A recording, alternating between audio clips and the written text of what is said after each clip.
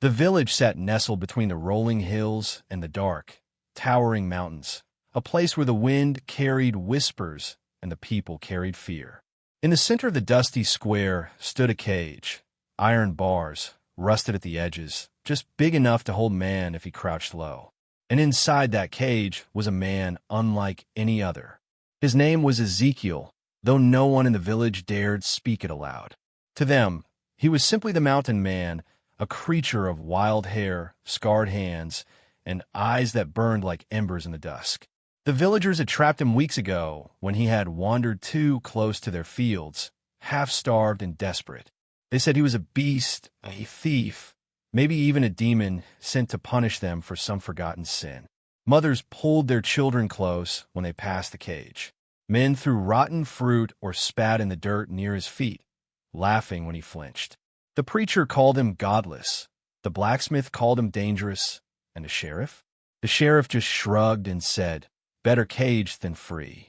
But there was one who did not laugh, did not sneer, did not look away in disgust. A woman wrapped in a faded shawl, her hands rough from work, but her eyes soft with sorrow. Her name was Miriam, and she was a widow. She knew what it was like to be whispered about, to be judged before anyone truly saw her. Her husband had died young, and some in the village said it was her fault that she hadn't prayed hard enough, hadn't been a good enough wife. She knew the weight of unfair words. So while others hurried past the cage, she lingered. She saw how Ezekiel's fingers trembled when he reached for the scraps they tossed at him like he was a dog. She saw how his shoulders hunched not in anger, but in shame. And one evening, as the sun bled red over the mountains, she did something no one expected. She stepped close to the bars, close enough that the village boys stopped their jeering, close enough that even Ezekiel lifted his head in wary surprise. "You are not an animal," she said, so quiet only he could hear. The crowd murmured. Someone laughed. The sheriff folded his arms and warned her to step back.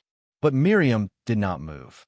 Instead, she reached into the pocket of her apron and pulled out the last thing of value she owned, a thin gold band, her wedding ring. She held it up to the light, then turned to the sheriff. "I will buy this man's freedom," she said. Silence fell like a hammer. The villagers stared. The sheriff's mouth hung open. And Ezekiel? For the first time since they had locked him away, his eyes filled not with rage, but with something like hope. The air in the village square grew thick with disbelief, as if Miriam's words had struck the crowd like a stone tossed into still water. The sheriff, a broad-shouldered man with a beard streaked with gray, let out a rough laugh that carried no real amusement. His fingers drummed against the hilt of the knife at his belt, a habit he had when he was uneasy. "You trade your wedding ring for this?" He jerked his chin toward Ezekiel, who had gone utterly still in the cage, his knuckles white where they gripped the bars. The mountain man's breath came slow and shallow, as if he feared even the smallest sound might shatter this impossible moment. Miriam did not flinch.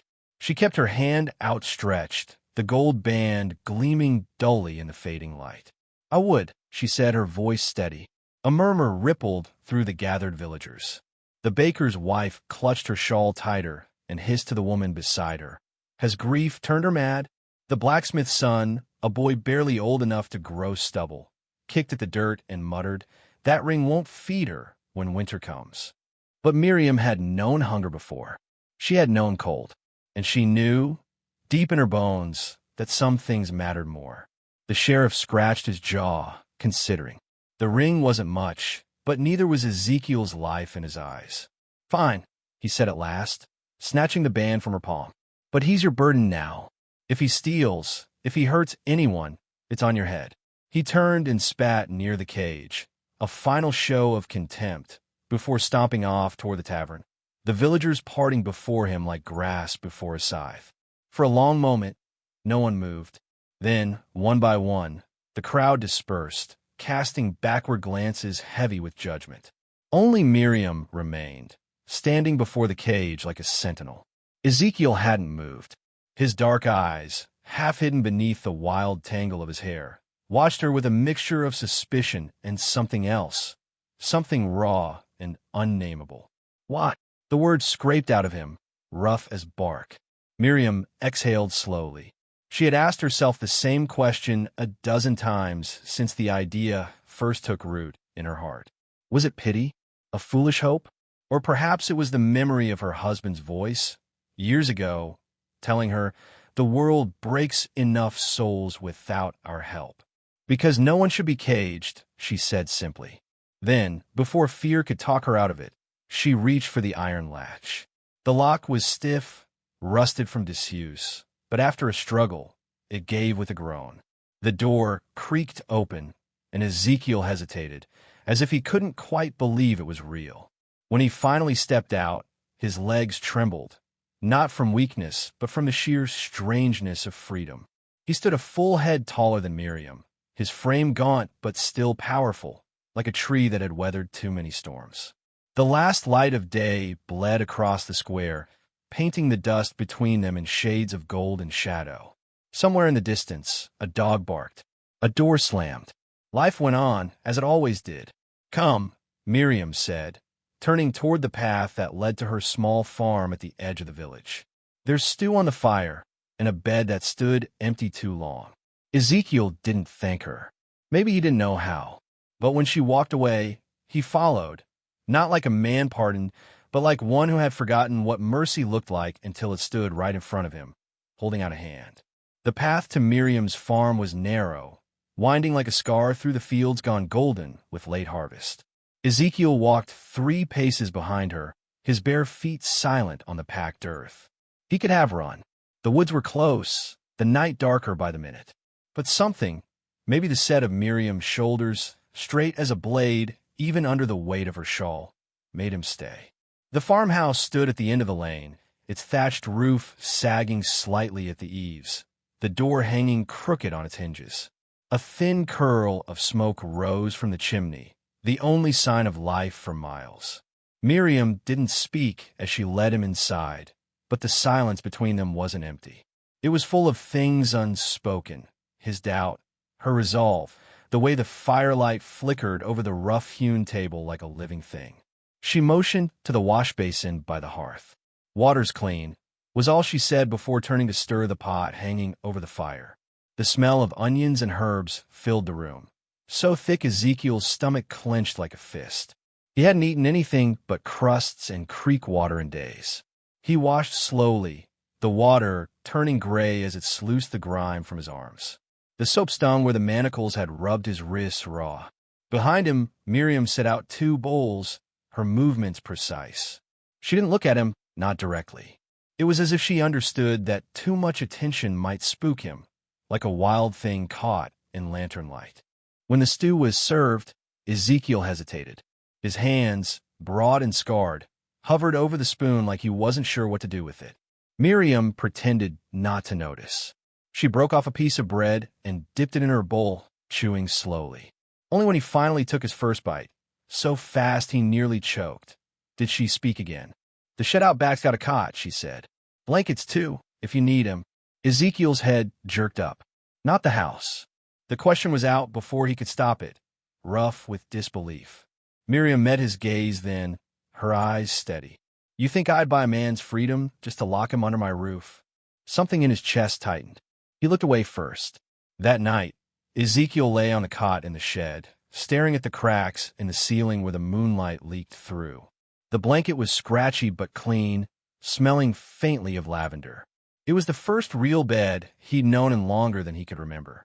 Every rustle of the wind through the trees, every creak of the farmhouse settling, made his muscles tense. He waited for the trap to spring, for Miriam to change her mind, for the sheriff to come crashing through the door with his knife drawn. But nothing happened. Morning came, pale and cool. Ezekiel woke to the sound of the axe splitting wood. He found Miriam in the yard, her sleeves rolled to the elbows, her braid coming undone down her back. She didn't stop when she saw him, just nodded toward the second axe leaning against the chopping block. "If you're staying," she said between swings, "you'll earn your keep." For the first time in years, Ezekiel almost smiled. The days stretched into weeks, and the rhythm of the farm became Ezekiel's new world. Dawn came with the crow of Miriam's rooster, its sharp cry splitting the morning mist like an arrow. He would rise, his muscles stiff from the hard labor of the day before, and find Miriam already moving about the kitchen, her hands kneading dough or stirring porridge with the same quiet determination she applied to everything. At first, they worked in silence. Ezekiel repaired the sagging fence posts, his shoulders burning under the sun. Miriam tended the garden, her fingers brushing the leaves of her plants like they were old friends. She never told him what to do, only showed him what needed doing, then trusted him to do it. It was a strange thing, that trust. It settled over him like a weight, but not an unwelcome one. Then came the evening when the first crack appeared in his silence. The fire was low, the embers glowing like distant stars on the hearth. Miriam sat in her rocking chair, a worn Bible open in her lap. She didn't read aloud, but Ezekiel could see her lips move sometimes, shaping words he couldn't hear. That night, for reasons he couldn't name, he found himself asking, "What's that you're always reading?" Miriam didn't startle. She simply lifted her gaze and said, "Stories. Stories." He frowned. "About what?" "About a shepherd who leaves 99 sheep to find the one that's lost," she said, her voice soft as the firelight. "About a father who runs to meet his son when he comes home after wasting everything." Ezekiel went very still. "Sounds like foolishness." "Maybe," Miriam allowed. "Or maybe it's the kind of foolishness that changes the world." He didn't ask again, but the next night, when she began to read, he didn't leave the room. The villagers still whispered, of course. When Ezekiel went to town for nails or salt, the shopkeeper counted his coins twice before taking them. Children ducked behind their mother's skirts when he passed. But slowly, so slowly he almost didn't notice, something shifted. The blacksmith's wife began nodding to him when he came for horseshoes. The old man who mended pots started telling him the weather would hold when he saw him in the street. One afternoon, as Ezekiel carried a sack of grain back from the mill, he heard a cry from the riverbank. A boy, the baker's youngest, had slipped on the whetstones and was clinging to a root, the current pulling at his legs. Ezekiel didn't think. He dropped the grain and waded in, the icy water surging around his waist as he hauled the boy to safety. The child's mother wept as she clutched him close, her eyes meeting Ezekiel's for the first time without fear. "Thank you," she whispered. That night, for the first time in longer than he could remember, Ezekiel prayed. It wasn't much, just a few ragged words in the dark of the shed. But somewhere in the farmhouse, Miriam, who had been praying for him all along, smiled as if she'd heard.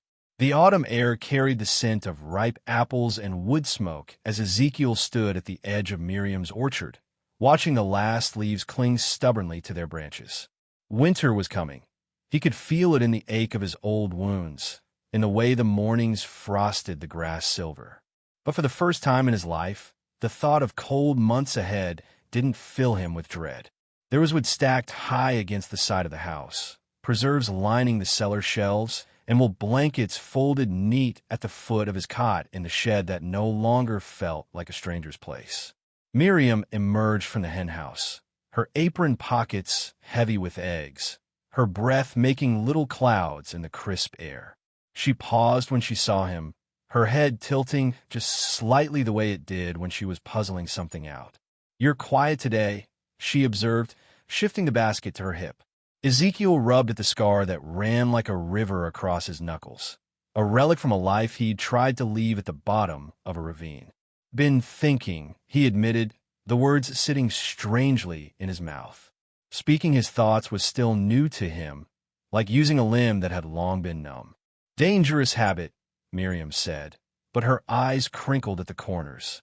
She moved to stand beside him, both of them looking out over the land that had somehow become theirs together. The silence between them wasn't empty anymore. It was comfortable, like a well-worn glove. The confession came unexpectedly, rising in his chest like floodwater. "I wasn't always like this," he began, his voice rough. "Before the mountains, before the cage, I ran with a band of men who took what they wanted." He watched her face carefully, waiting for the disgust, the fear, the realization that she'd made a terrible mistake. Miriam didn't flinch. She simply nodded, as if she'd known all along. "We all carry shadows, Ezekiel," she said softly. "But they don't have to be all we are." Something in him cracked open then, like a seed finally breaking through hard ground. He turned to face her fully, his hands hanging awkwardly at his sides. "You gave me your wedding ring," he said, the words thick. "Your last piece of him." "I did," she agreed, her gaze steady. "Why?" The wind stirred the loose hairs at her temples as she considered. "Because love isn't meant to be kept in a box," she said at last. "It's meant to be given away, even when it's all you have left." Ezekiel felt something hot prick behind his eyes. Without thinking, he reached for her hand, the one that had once worn that gold band, and held it between both of his own, callous against callous. He didn't have pretty words. He didn't know how to say what was swelling in his chest like a hymn. But when Miriam leaned her forehead against his shoulder, he knew she understood. That Sunday, they walked to church together. The villagers turned to stare as they entered, whispers rustling through the pews like dry leaves. But when the minister asked if anyone had come to be married, it was old Widow Thompson who stood first. "These two," she said firmly, pointing at Miriam and Ezekiel with her walking stick. "Unless I'm mistaken." And as the autumn sunlight streamed through the stained glass, painting them both in colors they'd never dared to dream of, Ezekiel realized he wasn't just being forgiven. He was being remade. The farmhouse groaned under the weight of the winter wind, its timbers creaking like an old man's bones. Miriam sat by the hearth, her swollen feet propped on a stool Ezekiel had carved for her hands resting on the curve of her belly where new life kicked like a hare in a thicket. The firelight painted her face in gold and shadow, highlighting the fine lines that hadn't been there a year ago, lines born of laughter as much as worry. Ezekiel hovered near the doorway, his massive frame tense as a drawn bowstring. He'd been like this for weeks, jumping at every sound, wearing paths in the floorboards with his pacing. The midwife had shooed him out twice already, but like the stubborn mountain he resembled, he always found his way back. "You'll wear a hole straight through to China," Miriam said between contractions, her voice thin but teasing. "Don't care," Ezekiel muttered, his knuckles white where they gripped the doorframe. He'd faced down wolves and bandits without flinching, but this slow unfolding of pain and hope, had undone him completely. A particularly strong contraction made Miriam gasp. The midwife, a no-nonsense woman with hands like knotted rope, shot Ezekiel a look. "Either make yourself useful or get out," she snapped. "Fetch more water. Tear clean cloths. Stop looming like a storm cloud." Ezekiel moved like a man possessed. He hauled water from the well until the cauldron steamed. He tore an old sheet into strips with such focus he didn't notice when the fabric bit into his fingers. Outside, the first snow of the season began to fall, silent as a prayer. Hours slipped by, measured in Miriam's labored breaths and the midwife's steady murmurs. The fire burned low. The wind howled. And then, a cry. Not Miriam's pain-sharp voice, but a new sound entirely, small and indignant and alive. Ezekiel froze where he stood, a strip of cloth dangling forgotten from his fingers. The midwife emerged from the bedroom, her face softened in a way he'd never seen. "Well," she said, "you going to meet your son or not?" The room was warm, thick with the scent of sweat and herbs, and something sweet beneath it all. Miriam lay propped against the pillows, her face drawn but radiant, a bundle of blankets cradled in her arms. When she looked up at Ezekiel, her eyes were brighter than all the stars over the mountains. "Samuel," she whispered, pulling back the blanket just enough to reveal a tiny, perfect face. "After my father." Ezekiel's knees gave out. He sank to the floor beside the bed, his big hands trembling as Miriam guided them to hold the child. The baby, Samuel, fussed for a moment, then settled, his miniature fingers curling around Ezekiel's callous thumb. Something hot spilled down Ezekiel's cheeks. He didn't wipe it away. Outside, the snow continued to fall, blanketing the world in white. But inside, for the first time in either of their lives, there was no cold left to fear. The years passed like pages turning in a well-loved book, some smudged with tears, others gilded with joy, all part of the same enduring story. The farmhouse that had once groaned under winter winds now stood sturdy with Ezekiel's repairs, its walls echoing with the laughter of a boy who had his mother's gentle eyes and his father's stubborn strength. Samuel grew tall beneath the orchard trees, their branches bending low with fruit each autumn as if blessing the family beneath them. Miriam's hair, once dark as fertile soil, silvered like frost over time. Ezekiel's scars faded to pale seams, their stories whispered less often but never forgotten. Together, they weathered storms, both the kind that rattled the shutters and the kind that shook the soul. There were lean winters when the harvest was thin, and sorrowful days when grief visited like an old, unwelcome guest. But always, there was the quiet certainty that had rooted itself between them, a love that had grown as steadily as the oak by the creek, its branches wide enough to shelter them all. The village that had once feared Ezekiel now tipped their hats to him at the market. Children no longer hid, but begged him for stories of the mountains. The sheriff, long retired, would sometimes share a drink with him in the tavern, their past grievances softened by time like stones in a river. And on Sundays, when Samuel, now a man grown with a preacher's fire in his voice, spoke from the pulpit about redemption, Ezekiel would sit in the pew beside Miriam, her hand tucked securely in his, and marvel at the winding path that had led him here. Then came the spring when Miriam took ill.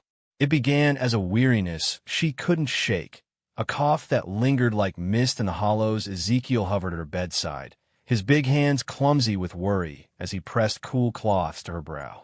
Samuel, his own children gathered wide-eyed in the doorway, read aloud from the same worn Bible Miriam had once held in her lap by the fire. The pages were thin at the edges now, the ink blurred in places from tears both old and new. One evening, as the last light bled through the window, Miriam stirred. Her voice was feather-soft, but Ezekiel leaned close to catch every word. "Do you remember," she asked, "the day you followed me home from the cage?" Ezekiel's throat tightened. "Every second," he rasped. She smiled, her fingers brushing his cheek. "Best trade I ever made." And when her breath slowed, then stilled, Ezekiel did not rage against the night. He did not curse the God who had given her to him only to take her back. He simply held her hand, his tears falling onto the quilt she had stitched with love over countless winters, and whispered, "Wait for me." The years that followed were quieter, but not empty. Ezekiel walked the farm with Samuel's children clinging to his boots, telling them stories of the fierce, kind woman who had once bought a mountain man's freedom with a gold ring. And when his own time came, on a winter morning so still the snow seemed to hush the world, he closed his eyes with the certainty that somewhere beyond the mountains, beyond the cage, beyond even the stars, Miriam was waiting, just as she always had. If this story moved you, don't keep it to yourself. Subscribe for more tales of redemption and love. Leave a like to let us know this journey mattered, and share it with someone who needs to be reminded that second chances exist. Your support helps us tell more stories that light up the dark places. Until next time, may your own path be kind and your endings hopeful.